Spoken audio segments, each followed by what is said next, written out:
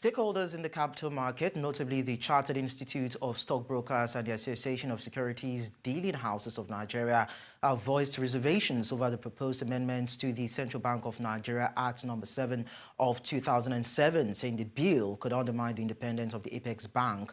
The legislation, which has passed its second reading, seeks to modify the CBN's autonomy by subjecting its budget to National Assembly approval and establishing a new coordinating committee for monetary and fiscal policies. Now, critics argue that these changes could introduce political interference in policy decisions. So with me on the show is Oladipo Ajayi, Head of Fixed Income and FX, Chapel Hill Denham. Glad to have you around, Dr. or Mr. Oladipo. Well, good morning. Thank you very much, Liko, for having me on. Okay, so first, what are your thoughts on the proposed amendments to the CBN Act No. 7 of 2007? Well, for me, I think I feel that we keep taking 10 steps forward and we'll take another 20 steps backward because such proposal is not best global practice. And what this would mean is that it will mean that there will be political interference with the autonomy of the central bank. And it also means that it will get to a level where the fiscal policy will now supersede the monetary policy, whereas both are supposed to operate separately, but towards the same goal. So for me, I don't think this is the right decision for the parliament to actually look at, as to speak. I don't think it's something that is worthy of even deliberation. Because we are still struggling to actually attract foreign investors into the market as we speak. And I'm very sure most foreign investors will not actually look at this with positive eyes, knowing fully well that interference with the autonomy of the central bank will mean negative output on their investments. So how would this undermine the independence of the Central Bank of Nigeria now and probably lead to adverse economic consequences, as it's been speculated by some stakeholders? Well, best global practice is that the central bank needs to operate independently. And there's not supposed to be any interference from the executive, from the judiciary, neither is there supposed to be anything from the legislative arm of the government. The central bank is supposed to act in tandem with what is actually prevailing in the economy. There are many times that you will hear the executive saying that they expect rates to actually go down, and but on the part of the central bank, it might not be a very good time for them to actually start dropping rates, or it might even be a time where they need to start raising rates. And at this particular point in time, when you now have create a coordinating committee for monetary and fiscal policy, such committee, what do you expect them to do at that particular point in time? What if at the end of the day, such committee ended up actually towing the line of this fiscal policy guy, not considering the perspective of the monetary policy guy? The impact on the economy will be enormous, and it could even lead to a level where there's no price stability, there's currency volatility, and something like that.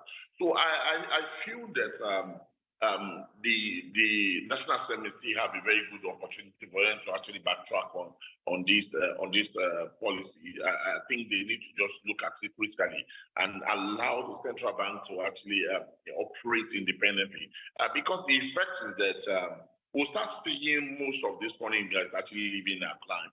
And what it will mean is that will further put pressure on the currency.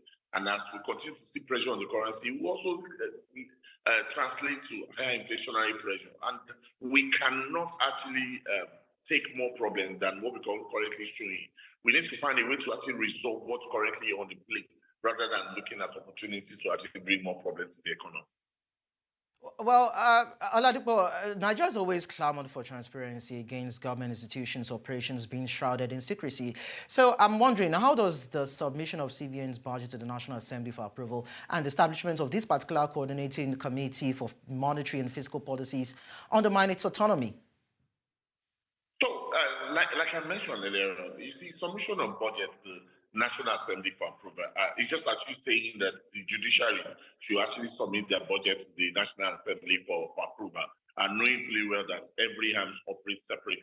And at the same time, I'm not even averse to the fact that you can put controls, check and balances to ensure that there's adherence to the laid down procedure according to the act that actually set up this the central bank. I'm not actually averse to that. And even considering what happened in the last tenure of the last central bank, I also agree that there needs to be some checks and balances that need to be in place, but not to the extent where you need to actually now start tampering with the autonomy of the central bank. When you start looking at creating a coordinating committee for monetary and fiscal policy, so at this particular point in time, who will actually head the committee? The committee, will it be headed by someone from the monetary policy side or someone from the fiscal policy side? And I've come to tell you that there's no way you can have someone that will say I'm actually neutral in this particular situation. Is that the person is tilting toward the fiscal policy guy or is tilting toward the monetary policy guy? And in a situation where you have both parties actually having different policy, it becomes a problem on the economy as a whole. And that's one of the reasons why it's better to allow the central bank to operate independently, allow the fiscal policy guy to operate independently. But when you see the overall growth of the economy at any particular point in time, it's easy for you to get both of them to work together in achieving that overall goal. Then if you're saying you want to actually create coordinating committees, then what is the duty of the coordinating minister that we have in the first place? Because the duty of the coordinating minister is to actually coordinate all the ministers and at the same time liaise with central bank on how to actually harmonize policies from both parties. So if we are now creating another committee to now start looking at that, for me, it's just as if it's a waste of time and also a waste of resources. Okay, well, Oladipo, judging by the various measures now to tackle inflation, address FX liquidity, naira depreciation, the overall plan to stimulate the economy and positively rebrand the image of the Apex Bank, are you confident now that the leadership under Olayemi Cardoso will bring about stability and, of course, international credibility if it remains independent? Yeah, I'm very sure, because if you look at if you go by the testimonies from foreign guys that also look at the rating agencies, how they have actually upgraded our ratings, it tells you to a great extent that they actually support his policies and also the level of openness of his policy. And one thing that I've come to tell you again today is that there's nothing that he has mentioned that he did not actually ensure that this thing actually come to pass. And look at many other things. Currently, they're trying to institutionalize the BDC business. Of course, a lot of people are actually frowning at it that, maybe mostly from the operator perspective that, the central bank needs to actually reduce the license fee. But we need to sanitize that industry. We need to ensure that they have the capability to actually do business appropriately. And at the same time, when you're having a business, you're having like close to over 5,000 BDC operators operating in the country. How easy can you actually monitor, or how easy can you actually supervise that number? So it's better for you to actually get them to actually merge together, have credible numbers that is easy for government to actually monitor.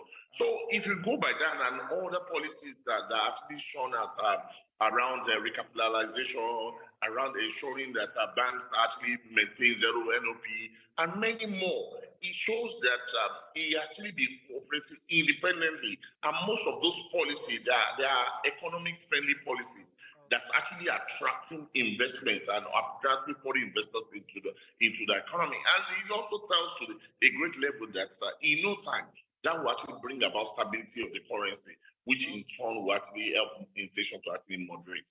Okay, well, I believe there's a public hearing going on today, so we'll see how that will pan out. Oladipo Ajayi, Head of Fixed Income and FX, Chapel Hill Denham, thank you so much for your time. Thank you very much, for having me.